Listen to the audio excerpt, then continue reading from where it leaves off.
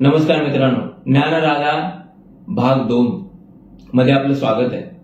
आमचे प्रतिनिधी आम्ही जिल्ह्याच्या ठिकाणी ज्या ठिकाणी बँक आहेत, ब्रँचेस आहेत त्या ठिकाणी पाठवतो आणि त्या ठिकाणच्या ग्राहकांचे म्हणजे ज्ञानराधा ग्राहकांचे नेमकं मत काय, त्यांच्या अडचणी काय, त्यांना काय वाटतंय, पैसा मिळेल की नाही, त्यांना काय वाटतंय, मग त्यांच्या अडचणीमध्ये बँक कामी आली का, त्यांच्या हेल्थ अडचणीमध्ये, त्यांच्या इतर गोष्टीमध्ये बँक कामी आली का, आणि या सगळ्या गोष्टीमुळे लोक किती त्रस्त झाले या सगळ्याबद्दलची सिरीज चालू करतोय.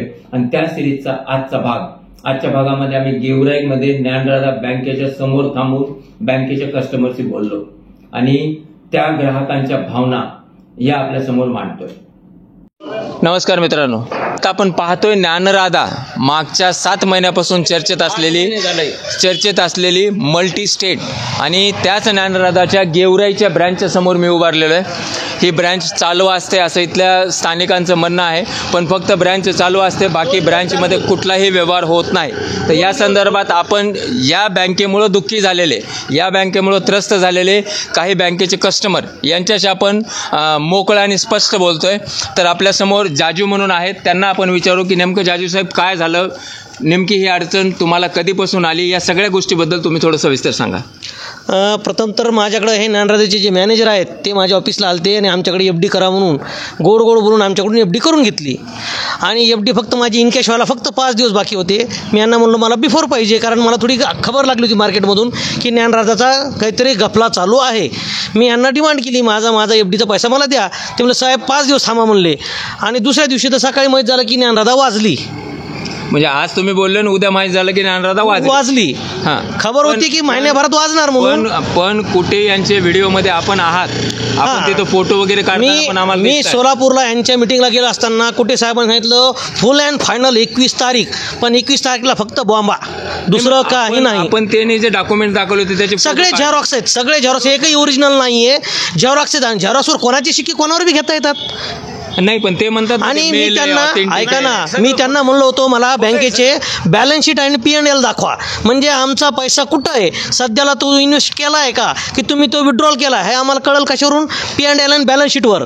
शाखेचे जे 2023चं जे ऑडिटेड बॅलन्स शीट आहे ते त्यांना मागितलं असतं, त्यांनी ते काही दाखवलं नाही. बरं दादा, काय म्हणलं सगळं काय?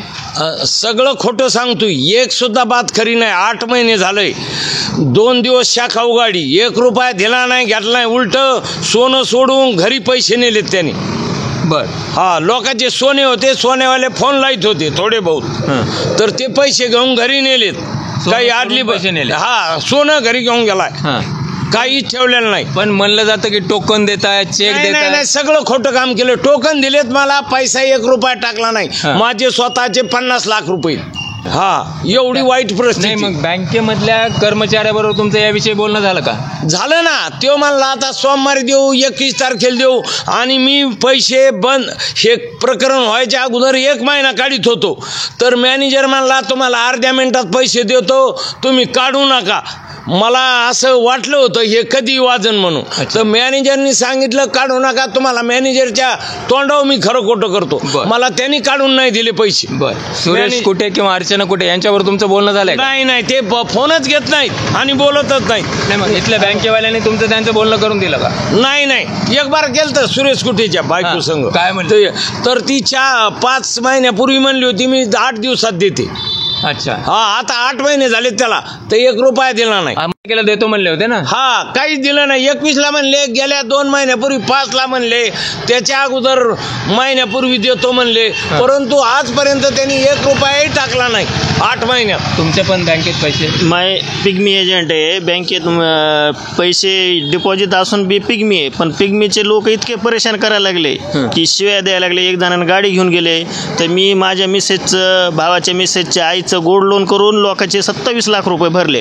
अजून बी भरायचे, पण पैसेच नसल्यामुळं आम्ही फिरू शकत नाही. दुकानात येऊन लोक धमक्या देतात, त्यांना ऑड्या पाठवले, सगळे हे रेकॉर्ड पाठवले कुठे साहेबाला, मॅडमला, पण त्यांनी काय आमच्यावर काय हे केलं नाही. तुम्ही बँकेचे पिग्मी एजंट असल्यामुळे तुमच्या नशिबाला वेगळा स्थान चालू. आणि डिपॉझिट बी आमचं स्वतःचं आहे, पिग्मी हे लोकांचे बी भरपूर आहे. लोक आमच्या घरी येऊन आम्हाला शिवाय द्यायला लागले, पण ते काही बघा ना, अजून काहीच बघा ना. 21 तारखेला ज्यावेळेस मॅडम सोबत बोलणं झालं माझं स्वतःचं पर्सनल मॅनेजरच्या मोबाईलवरून, आमच्या मोबाईलवरून ते उचलत नव्हते, तर मॅडम कानल्या फक्त एक 4 दिवस थांबा. तर आज 4था दिवस आहे, काहीच उत्तर नाही, परत काहीच नाही, काहीच नाही. तुमच्या आणि त्यांनी खोटं काय सांगितले, माजलगावला केस झाली, राहिला नाही, रुपया देणार नाही तो, देणार नाही. नाही मग ते तर म्हणतात ना माझी सगळी नाही सगळं खोटं सांगतोय. परवा आलतं पुण्याच्या बँकेचं, त्याच्यावर 1,19चं कर्ज आहे आणि ते जप्त करणार आहे. जप्ती ऑर्डर आली म्हणून पेपरला जाहीर झालेलं आहे, जाहीर आलेलं आहे. आणि तो रुपया देत नाही आम्हाला. 8 महिने झालं घोळू आमचे दुसरे काम फेटाळले, आम्हाला त्रास झाला. तुम्ही एक ग्रुप बनवलाय ना, या सगळ्या ग्रुप बनवलाय, त्याच्यावर रोज त्यांना शिव्या एवढ्या येतात त्यांना, म्हणजे ज्या वाचू शकत नाहीत एवढ्या घाण शिवाय आला तरी त्यांना लाज वाटत नाही. कारण बघा पैसे द्यायचेच नाही. मला ते नाही विचारलं, तुमच्या ग्रुपमध्ये असे काही लोक आहेत का ज्यांना इमर्जन्सी पैशाची गरज आहेत ना? माझा स्वतःचा ड्रायव्हर आहे, अशीच गरज आहे, इमर्जन्सी गरज आहे. प्लॉट घेतलाय, माझी भ्रष्टी राहिली, काय करावं. आणि माझं वय जास्त आहे म्हणून मला वाटलं पेन्शन सारखी मिळते पैसे, दर महिन्याला टाकीत होता पहिल्याने, आता 1 रुपया नाही.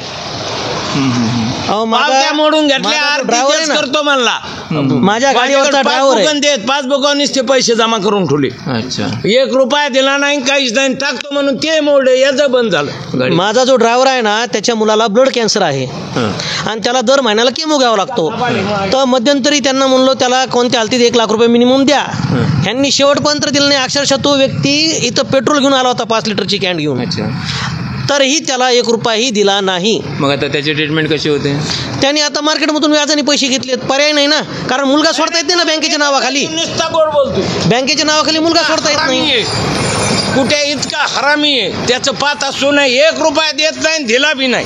नाही पण ते सांगतायत ना माझे फॉरेनहून येत आहेत, एवढं सगळं केलं, द्यायचे जायचे, तो देतच नाही, पण आम्हाला देत नाही. आम्हाला पैसे देत नाही आणि दिले नाही. किती? 22 लाख. मग त्याच्याबद्दल काय केलं? ते रजिस्ट्रीसाठी ठेवले होते. 27 तारखेला रजिस्ट्री होती, 12 तारखेला 2 तारखेला ॲटम बॉम्ब वाजला, मग नंतर काही पैसे मिळाले नाही, तर रजिस्ट्री रुकले गेली. अजून बी रजिस्ट्री बाउन्स नाही झाला ना, ते केलेला व्यवहार झालेला बॉस नाही झाला, पण आता रुकलाय. अच्छा, रुकलाय. अच्छा, काय वाटतं तुम्हाला कधी येतील पैसे इथून? आता निश्चित येतो म्हणते, पण काही पैसे द्यायला तयार नाही. तुम्ही कम्युनिकेट केलंय का त्यांना? तुम्ही बोललात का त्यांच्याशी? त्यांच्याशी नाही, मी त्यांच्यावर नोटिसा पाठवल्या, 2 नोटिसा पाठवल्या. दोन्ही नोटीस, त्याचं उत्तर काहीच नाही. नुसतं नोटीस आल्या, नोटीस त्यांनी सेव्ह करून घेतल्या आणि देतो.